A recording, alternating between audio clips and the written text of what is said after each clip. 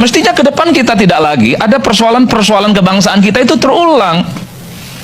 Berhentilah mengutuk kegelapan, kata Syahrir. Mari mulai nyalakan lilin di kemudian hari. Pertumbuhan ekonomi jangan hanya 5%, wajib hukumnya 8%. Apa yang kurang dalam postur kabinet 5 tahun ini, Pak? Orang terbaik, bos. Dukungan politiknya mayoritas.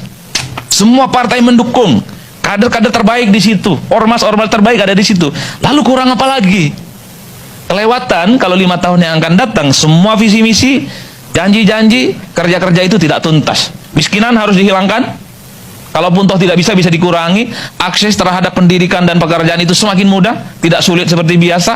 Harga-harga sembako jangan lagi fluktuatif, jangan turun naik yang kemudian membuat masyarakat kita akan selalu menjerit di setiap hari. Itu yang sebenarnya menjadi penting. Karena semua instrumen, semua resource dan kepentingan politik itu sudah terkonsolidasi mendukung Prabowo dan Gibran di 5 tahun, Pak. Tunjukkan ke saya mana ada di negara ini konsolidasi politik yang tidak dilakukan oleh Prabowo dan Gibran. Semuanya sangat konsolidatif. Mungkin ada kelompok-kelompok kritis dari kalangan kampus, akademisi, profesor, mahasiswa. Tapi kan suaranya sayup-sayup, tidak terlampau besar. Dan juga bukan menjadi ancaman dan gangguan. Hanya suara nyaring untuk mengingatkan supaya pemerintahan ke depan ini menjelaskan bagaimana program kerja dan visi misinya itu bisa tuntas. Meski harus kita akui pada seberang yang lain, inilah yang kemudian menurut Marcus Messner itu, kenapa koalisi mayoritas itu tidak inline dengan kualitas demokrasi? Karena kehilangan check and balances. Yang dikonsolidasi itu bukan hanya partai-partai yang kalah pilpres seperti PKS Bang Nasir, tapi yang dikonsolidasi itu adalah seluruh struktur lapisan masyarakat.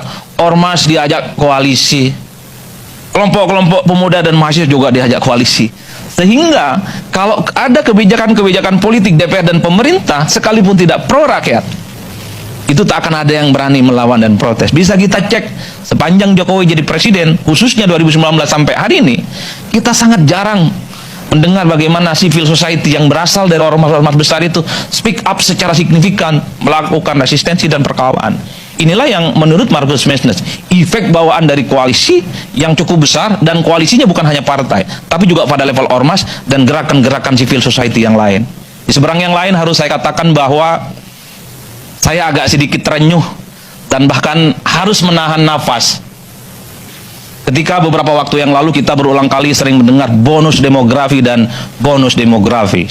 Anak-anak muda harus diberikan kesempatan dalam semua lini kehidupan, termasuk politik. Kita bisa cek dari 108 orang yang berduyun-duyun 2 hari ke kediaman Pak Prabowo Subianto, kok rasa-rasanya 99% adalah orang-orang itu saja, wajah lama yang kita dengar sejak 15 dan 20 orang tahun yang lalu. Seakan-akan di negara ini nggak ada orang lain selain mereka. Padahal kalau mau jujur, cari orang-orang terbaik di negara ini, insya Allah banyak stoknya, resource-nya banyak. Misalnya contoh Menteri Ekonomi seperti Bu Sri Mulyani, harus saya katakan ini menteri di semua presiden, menteri yang hidup di semua presiden. Emang tidak ada yang lain menteri kayak gitu?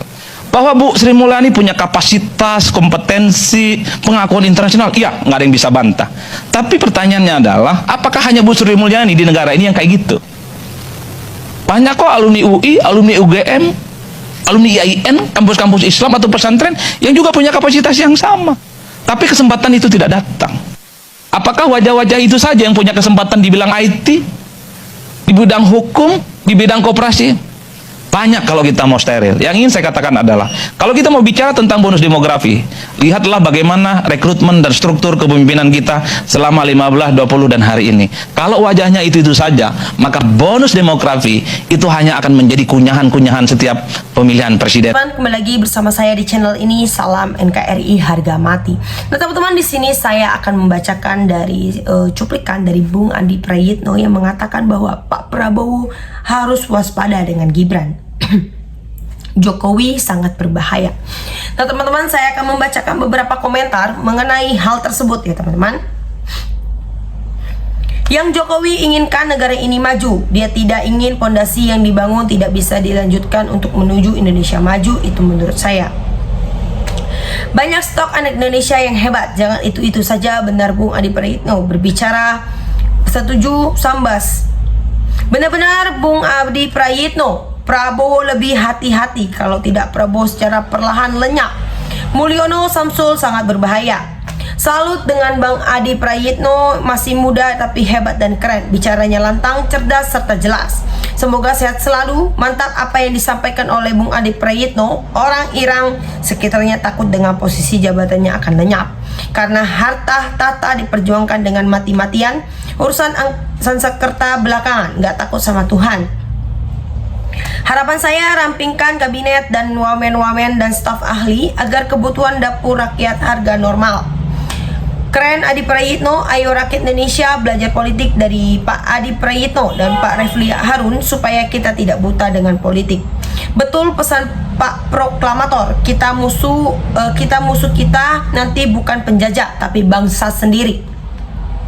Memang pengamat yang hebat hanya Bang Adi Prayitno. Pak Prabowo harus menahan untuk kenaikan pajak saat rakyatmu sedang susah. Ayo kita berhemat dan nyalakan lilin untuk menerangkan bangsa ini. Dahulu tunda semua yang tak perlu, termasuk kabinet yang gemoy harus dipangkas. Gaji DPR harus dikurangi seperti zaman Pak Harto, supaya jangan ada lagi kesenjangan. Semoga Bapak sehat selalu. Pak Prabowo bukan nggak tahu, tapi dipotangan budi kepada Sarijo, makanya serbah kalau mau berbuat sesuatu. Benar, sangat benar Bung Adi Prayitno, banyak orang pintar. Bukan orang itu saja, mudah-mudahan Pak Prabowo merespon tersebut. Itulah pernah terjadi tahun 1967 sampai 1972 waktu Menteri Perdagangan Profesor Sumitro, Bapak Presiden kita. Jangan lupa Pak Prabowo harus kita jaga juga, siapa tahu ada niat jahat dari Fufu Fafa untuk mengkudeta. Bung Adi Prayitno, Anda bicara seperti itu hebat. Anda dari Tuhan bisa diprediksi seperti yang baik. Mari kita sama-sama kawal. Bila ada yang salah, kita ingatkan itu yang lebih baik daripada yang berkata belum tentu benar. Apa yang sudah Anda prediksi yang mengkhianati bukan Jokowi, Mas Bro. Anda simak dengan hati yang dalam dan jujur. Siapa yang salah, siapa yang benar? Anda mengatakan Jokowi merusak, nanti waktu juga akan memperlihatkan kebenaran seorang Jokowi. Salam cerdas dari rakyat Indonesia.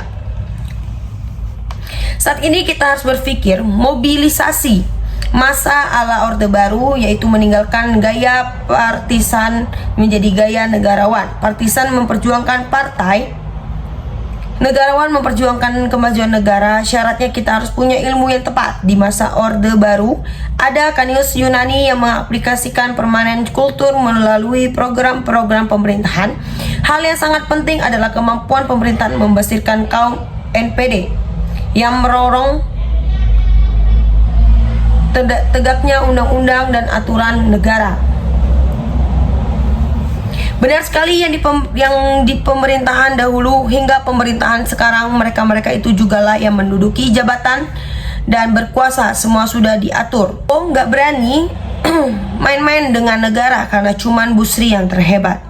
Di era ini pengeluaran anggaran negara tambah bengkak, salah satunya kabinet gemoy. Tambah lagi banyak wakil presiden di hampir setiap kementerian.